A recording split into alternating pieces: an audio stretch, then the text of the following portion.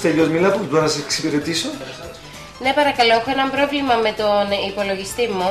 Μάλιστα, τι είδους υπολογιστής είναι? Ασημένιο πλαστικό. Μάλιστα, πάμε παρακάτω. Τι πρόβλημα ακριβώς Κοιτάξτε, έχετε? βάζω τον κωδικό για να μπω μέσα στο διαδίκτυο, αλλά δεν με βάζει.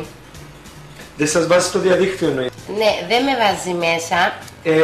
Ο κωδικός που χρησιμοποιάτε είναι σωστός? Τα 5 αστεράκια το έχω δει από έναν άλλο συνάδελφο. Λάθος, κυρία μου. Ακούστε τον κωδικό το σωστό. Γράψετε Α, όπως λέμε αρχηγός.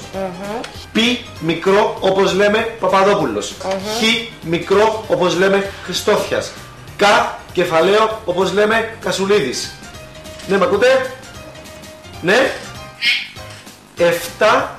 Το 7 κεφαλαίο είναι μικρό. Κάπα, όπως λέμε Γκλίστε.